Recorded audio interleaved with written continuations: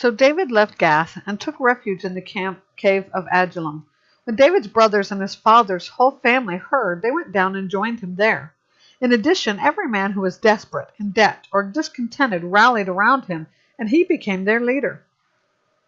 About 400 men were with him. From there, David went to Mizpah of Moab, where he said to the king of Moab, "Please let my father and mother stay with you until I know what God will do for me." So he left them in the care of the king of Moab, and they stayed with him the whole time David was in the stronghold. Then the prophet Gad said to David, "Don't stay in the stronghold. Leave and return to the land of Judah." So David left and went to the forest of Hereth. Saul heard that David and his men had been discovered, and at that time Saul was in Gibeah, sitting under the tamarisk tree at the high place.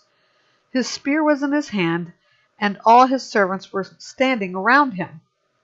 Saul said to his servants, "Listen, men of Benjamin, is Jesse's son going to give all you fields and vineyards?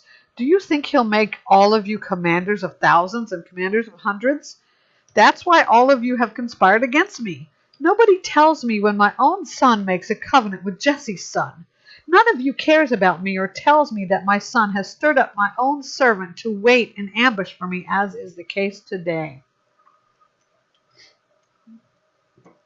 Then Doeg, the Edomite, who was in charge of Saul's servants, answered, "I saw Jesse's son come to Ahimelech, son of Ahitub, at Nob.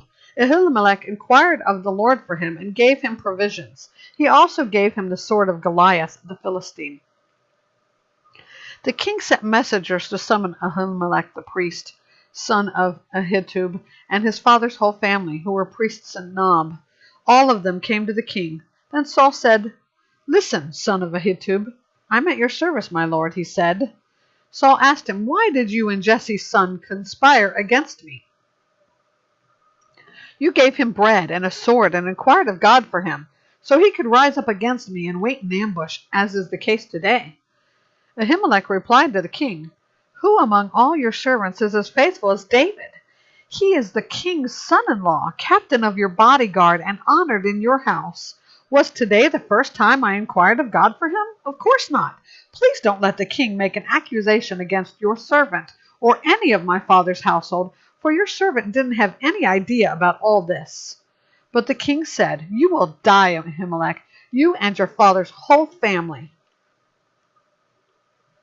Then the king ordered the guards standing by him, "Turn and kill the priests of the Lord, because they sided with David. For they knew he was fleeing, but they didn't tell me." But the king's servants would not lift a hand to execute the priests of the Lord. So the king said to Doeg, "Go and execute the priests." So Doeg the Edomite went and executed the priests himself. On that day he killed 85 men who wore linen ephods. He also struck down Nob, the city of the priests, with the sword, both men and women, children and infants, oxen, donkeys, and sheep. However, one of the sons of Ahimelech, son of Ahitub, escaped. His name was Abiathar, and he fled to David.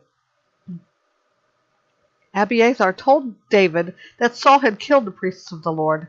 Then David said to Abiathar, "I knew that Doeg the Edomite was there that day, and that he was sure to report to Saul. I myself am responsible for the lives of everyone in your father's family. Stay with me. Don't be afraid, for the one who wants to take my life wants to take your life. You will be safe with me."